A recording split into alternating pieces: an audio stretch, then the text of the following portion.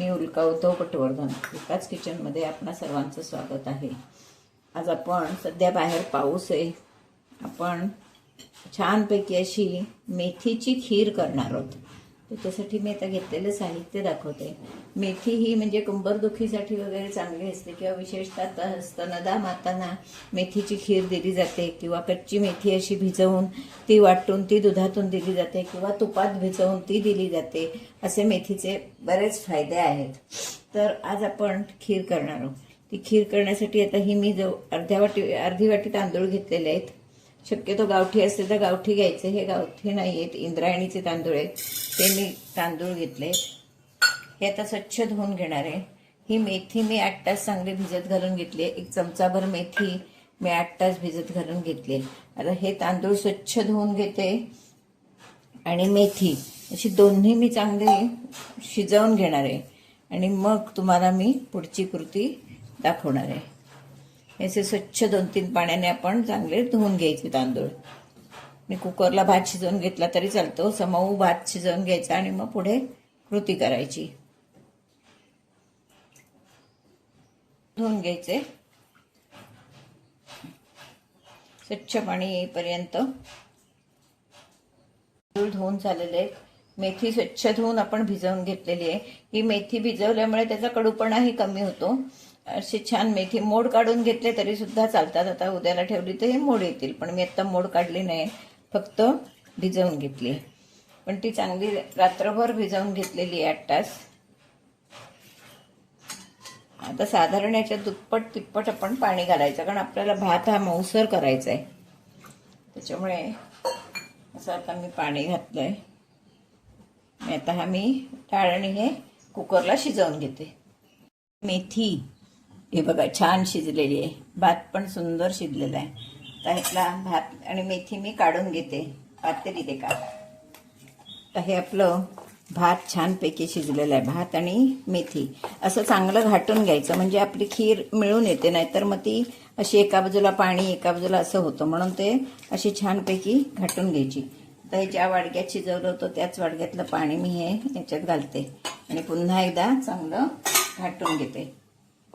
आता आपण गॅसवर ठेवणार आहोत। गॅसवर ठेवून जरा चांगलं हे करून घेणार, त्या मग गूळ घालणार नंतर। आपला भात एकदम छान शिजलेला आहे। यातल्या छान गाठी अशा मोडून घ्यायच्या, कारण गाठी होतात एकत्र शिजवल्यामुळे, त्याच्यामुळे हे छानपैकी असं घ्यायचं। तर आपण गॅसवर ठेवणार आहोत, बारीक गॅसवर ठेवणार आहे आणि उकळवून घेणार आहे चांगलं। तर आपण ह्याच्यात खोबरं बारीक वाटून घेणार आहोत। एक तर नारळाचा रस काढून घातला तरी चालतो किंवा खोबरं बारीक एकदम बारीक वाटून घालायचं, म्हणजे काही फुकटही जात नाही, असंही होतं। थोडं पाणी घालून आपण हे खोबरं चांगलं बारीक वाटून घेणार आहोत। त्याच्याच जोडीला मी ही 1 चमचा अधिक पौष्टिक आणि साधारणपणे बाळंतिणीला किंवा कंबरदुखीसाठी म्हणून करतोय म्हणून आपण त्याच्यात 1 चमचाभर मी खसखस घातली आहे भिजवून। बघा एकदम त्याच्यात पौष्टिक होण्यासाठी। बाळंतिणीला खसखशीची खीर सुद्धा देतात। हे आधी ढवळत राहायला लागतं, नाही तर तळात ते चिकटते, त्याच्यामुळे असे आपण ढवळत राहायचं। आता हे ढवळून जरा 2 मिनिटांनी मी त्याच्यात गूळ घालणार आहे। आता हे मी इकडे वाटून घेते। हे आपण छानपैकी वाटून घेतलंय। खसखस आणि खोबरं रस काढून घातला तरी पण चालतो, पण मी असंच घालणार आहे। त्यानंतर आता आपण त्याच्यात चवीसाठी, जरी गोड पदार्थ असला, खीर असली तरी सुद्धा चवीसाठी थोडंसं मीठ घालणार आहोत। गूळ जरी खारट असला तरी मिठाची चव वेगळी। आणि हा मी गूळ घालते। गूळ आपण बघून घालायचा, अजून थोडा लागणार आहे, तुम्ही घालते। गूळ प्रत्येकाच्या घरात जशी आवड असेल, फिकं चालत असेल तर फिकं, किंवा म्हणजे कसं व्यवस्थित गोड हवं असेल तर व्यवस्थित गोड करायचं। त्याच्यामुळे आमच्याकडे गोड व्यवस्थित लागतं, त्याच्यामुळे मी गूळ त्याच्यात व्यवस्थित घातलेला आहे। गुळाचं प्रमाण मी तुम्हाला सांगत नाही, कारण ते ज्याचे त्याने ठरवायचं किती घालायचं, तो आपल्या घरात गूळ कसा आवडतो त्या मानाने। तर हे आपण चांगला गूळ विरघळून घेऊया। गुळाचं सुद्धा पाणी सुटतं। अत्यंत पौष्टिक अशी खीर आहे ही। 1-2 मिनिटात आपला गूळ विरघळेल। विरघळवून घेऊया. किती छान दिसते बघा. ह्याच्यात वाटलं तर आपण कलर किंवा हे घातलं तर केशर बिशर काय घालायची जरूर नाही, कारण हे आपण पौष्टिक खीर म्हणून करतोय. त्याच्यामुळे काय आपल्याला ती दिसायला छान गुळाचा कलर आलाय तेवढाच बास. काही जण याच्यात कलर घालतात किंवा शिजताना हळद सुद्धा घालतात, पण मी तसं काहीच घातलं नाहीये. खूप सुंदर खीर लागते ही, अतिशय पौष्टिक आणि सुंदर.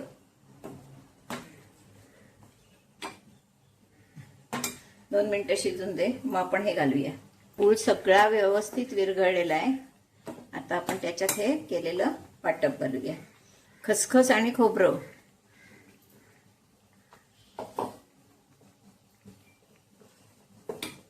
आहा, याच्यात वाटलं तर काही जण आळीव सुद्धा घालतात, पण आळीवाची खीर वेगळीच केलेली छान लागते ह्याच्यापेक्षा. त्याच्यामुळे मी तुम्हाला ती वेगळी दाखवीन करून. तर ही आपण छानपैकी शिजवून घ्यायची. आपली खीर तयार. याच्यात थोडं पाणी घालून घेते. तर हे मी पाणी घालते थोडं भांडं धुवून, पण काहीही फुकटही घालवायचं नाही, अशी माझी पद्धत आहे.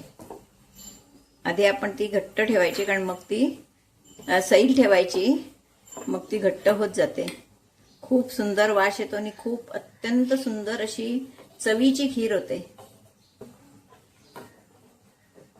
पैकी तयार आहे. मी जरा त्याच्यावर जायफळ घालणार आहे, कारण गुळाचा पदार्थ आहे. त्याच्यामुळे बघा थोडंसं जायफळ घालते किसून. काहीही वासाची, कसल्याही वासाची जरूर नाहीये, पण मेथीची खीर आहे त्याच्यामुळे खमंग वास येतोय छानपैकी गुळाची असल्यामुळे. पण तरी सुद्धा आपल्याला ती एक सवय असते काहीतरी वास घालायची. गोडाचा पदार्थ म्हटलं की. तर मी एका बाउलमध्ये काढते.